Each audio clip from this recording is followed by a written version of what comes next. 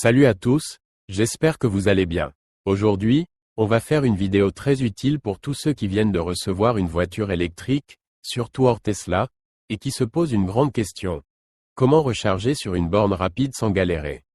Parce que oui, quand on débute, ça peut vite devenir compliqué.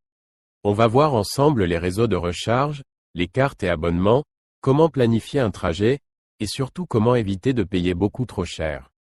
Première chose à comprendre, il existe plusieurs réseaux de recharge. Contrairement à Tesla avec son réseau simple, ailleurs c'est un peu comme les stations-service, mais avec plein d'opérateurs différents.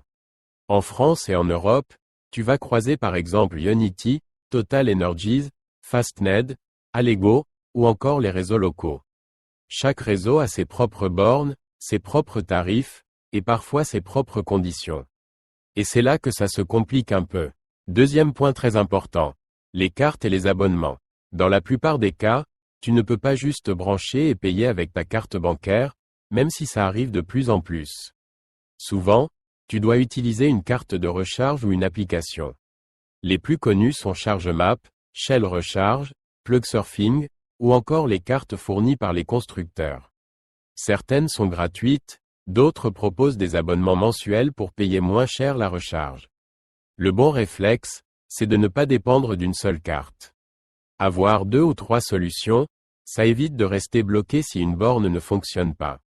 Troisième point, planifier ses trajets. Si ta voiture n'a pas de planificateur, ou s'il n'est pas très performant, il faut absolument anticiper. Et même si tu as un planificateur, c'est toujours mieux de vérifier avant de partir. Pour ça, il y a 2 applications indispensables. A Better Route Planner, aussi appelé ABRP, et ChargeMap.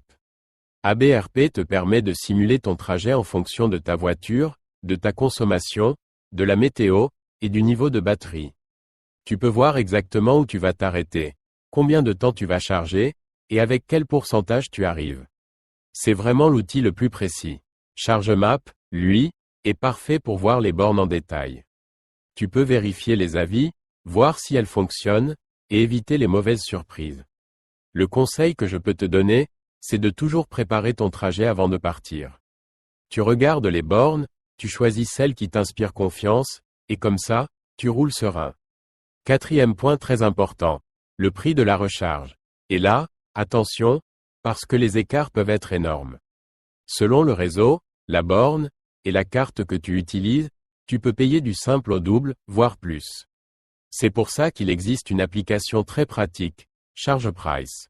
Elle te permet de comparer les prix selon ta carte de recharge. Avant de te brancher, tu peux vérifier combien ça va te coûter. Et ça évite les mauvaises surprises à 0,80 € le kilowattheure. En résumé, pour bien débuter en voiture électrique hors Tesla, tu identifies les réseaux de recharge. Tu prends 2 ou 3 cartes ou applications. Tu planifies tes trajets avec ABRP et ChargeMap. Et tu vérifies toujours le prix avec ChargePrice.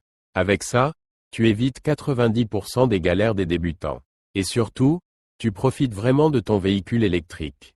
Si cette vidéo t'a aidé, pense à t'abonner, à liker, et à la partager à quelqu'un qui vient de passer à l'électrique. À bientôt pour une prochaine vidéo.